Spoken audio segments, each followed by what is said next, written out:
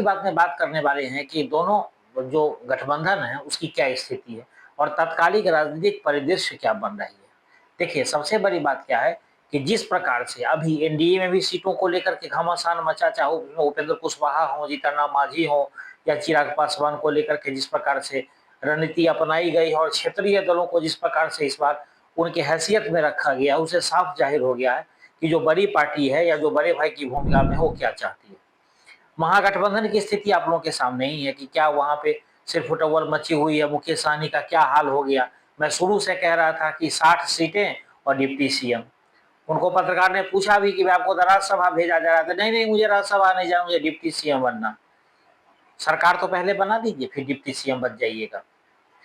उधर महागठबंधन में की बात कर ले तो 8 सीट ऐसे हैं जहां पे फ्रेंडली फाइट हो रहा है, यानी वो 8 सीट लूज करना ही करना है। उसमें से किसी जगह महागठबंधन जीतने वाली नहीं। और सबसे बड़ी चौंकाने वाली बात है कि जो टिकट बंटवाने के बाद, चाहे मेट्राइज का हो या उसके बाद जेबीसी का हो या सी वोटर का हो या इसके अलावा 2-3 और सर्वे आए हैं, वो किसी में महागठबंधन की सरकार नहीं बन रही है। लोगों को लगेगा कि एक नैरेटिव बनाया जा रहा है, लेकिन ऐसी बात तो है नहीं। सब तो पैसा ही, अगर सी वोटर दिखा रहा है कि तेजस्वी पहले नंबर पर चीफ मिनिस्टर के पसंद है, तो बाकी और कोई नहीं दिखा रहा है। सब जगह उनकी लोकप्रियता एकाएक घट गई। तो जिस प्रकार से ये मारामारी हुई है उसमें ये साबित हो गया है कि किस प्रकार से महागठबंधन में सिर्फ उटव्वल है। अब सबसे बड़ी बात है कि जितने भी सर्वे आए हैं वो किसी न किसी हालत में एनडीए को 150 सीट से कम कोई नहीं देने जा रहा है। 135-40 से ऊपर ही दे रहे हैं और 150 से ऊपर दे रहे हैं। तो इस स्थिति में कैसे बात बनेगी। जो महागठबंधन सपना देख रही है, राहुल गांधी जो बिहार में इतना शोर मचाए कि वोट चोर गद्दी छोड़, उसका क्या हुआ। जो भी सर्वे हैं वो कह रहे हैं कि राहुल गांधी के इस वोट चोर गद्दी छोर वाली बात है, एसआरआई का जो मुद्दा था उसका कहीं इम्पैक्ट नहीं पड़ा, उसका कोई फर्क नहीं पड़ा। हाँ, जो समर्थक थे, जो एमवाई समीकरण में से जो लोग थे जिनको लगता था कि ये सही हो रहा है, वो तो मान ही रहे थे कि हाँ ये सही बात है, वोट की चोरी हो रही है। लेकिन सबसे अजीबोगरीब बात तब हुई कि राहुल गांधी का इतना हाइड्रोजन परमाणु, जितने भी बम फोड़ रहे थे वो सब जाके फुस हो गया जब सुप्रीम कोर्ट ने इसको मानने से इनकार कर दिया। बोला कि नहीं, ऐसी ऐसी कोई बात नहीं। तो इतना हायतावा मचाने से क्या हुआ। आपको मैं सीधा सीधा ये कहना चाहता हूं कि इस बार तेजस्वी यादव की किसी ने नैया डुबोई है तो वो राहुल गांधी है। राहुल गांधी इस बार कांग्रेस के चक्कर में महागठबंधन का हाल खराब होने जा रहा है। क्योंकि जिस प्रकार की जो परिदृश्य बन रहे हैं, आज जो राजनीतिक समीकरण बने हैं, या सीटों पर जिस प्रकार से एनडीए ने जिस प्रकार से उन्होंने अपना होमवर्क किया है, उससे साफ जाहिर होता है कि किस प्रकार से इस बार परिस्थिति बनने वाली है। अगर यही स्थिति रही, जिस आप देखेंगे कि जिस हिसाब से सीटों पर, एक एक सीटों पर सारा मूल्यांकन करने के बाद काम किया गया है, उसके हिसाब से तो बड़ा मुश्किल है महागठबंधन के लिए। दूसरी बात, एक चौंकाने वाली बात है कि इस बार मुस्लिम और यादव 100% आरजेडी के साथ नहीं। पहले 100% होते थे, बीच में उसमें सेंधमारी हुई, 10 से 15% इधर उधर होते थे।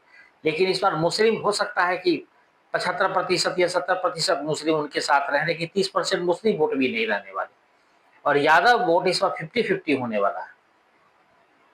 जो चुनावी सर्वे अभी हो रहे हैं या जो और भी बीबीसी का आया या और भी आया जो देख रहे हैं, उसमें कहीं ना कहीं उनको ये लगता है कि उनका ये कहना है कि अब यादव पहले जैसे बेवकूफ नहीं है, पढ़ लिख गए, हम लोग साक्षर हो गए।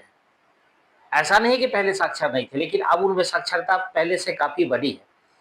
और दूसरी बात कि जिस प्रकार से नेरेटिव बनाया गया चुनाव को लेकर के, बुरा बाल साफ करो या तमाम अगड़ा पिछड़ा, बहुत सारी बातें हुई।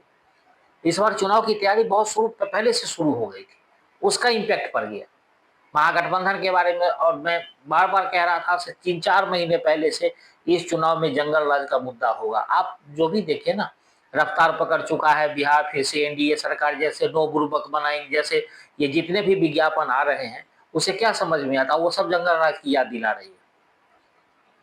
तो एनडीए ने ठान लिया था कि पहले से कि चोट कहाँ करनी है। उसके बाद युवा वर्ग में जितने भी चैनल के लोग गए और बात की, और जंगल राज की जब भी चर्चा करते, जो नहीं देखे हैं वो भी उसके बारे में बताने लगे। और तेजस्वी यादव जो सपना लेकर के चल रहे थे, अगर राहुल गांधी यहाँ हाथ नहीं मचाते और साइलेंटली जिस प्रकार से आरजेडी काम कर रही थी या पब्लिक के बीच में जा रही थी, जिस प्रकार का उसका इम्पैक्ट पड़ रहा था, या जैसा शुरू हो गया था तेजस्वी यादव की लोकप्रियता जैसे ऐसे धीरे धीरे बढ़ने लगी थी, उसमें कहीं ना कहीं राहुल गांधी बीच में आकर के हाय तौबा मचा के उस पूरे प्रोग्राम को उन्होंने चौपट कर दिया। और नतीजा क्या हुआ? कांग्रेस का कितना जनाधार है? 10% भी है, बिहार में नहीं है। लेकिन कांग्रेस अपनी 2029 के तैयारी के चक्कर में सारा बेड़ा गर्क कर दिया आरजेडी का। तो आरजेडी को इसका खामियाजा भुगतना पड़ेगा। और उनके साथ और भी जो पार्टी, जो क्षेत्रीय दल बाकी जो साथ में है, जिन्होंने अपना मंसूबा पाल रखा है, सपने पाल रखे हैं, उनका सपना भी टूटने वाला है। क्योंकि कोई भी मान सकते हैं कि कोई अगर एक आदमी नैरेटिव फैला रहा हो, दो फैला रहा होगा, या गोदी मीडिया कह ले, कुछ भी कह ले, कि वो सब लोग गलत बोल रहे हैं। लेकिन उनके अपना इंटरनल सर्वे, जो 6 सर्वे कांग्रेस कराई है, उसके बावजूद कांग्रेस को लगता था कि हम सफल हो पाएंगे। 6 सर्वे में किसी सर्वे में दाएं का आंकड़ा नहीं दिया कांग्रेस को कि आप 10 सीटें पा सकते हैं। और जो परिस्थिति बन रही है और जिस प्रकार का राजनीतिक परिदृश्य अभी बिहार में बना है, उसमें महागठबंधन के लिए अच्छी खबर नहीं है, और ना ही तेजस्वी यादव के सपनों को लेकर के। चाहे वो कलम बांटे, कुछ भी करें, लेकिन जो पहले से जो लकीर खींच दी गई है, उस लकीर के भीतर ही जो स्थिति बन रही है और जो वर्तमान में परिस्थिति दिखाई दे रही है, उसके अनुकूल ही रहने वाली है।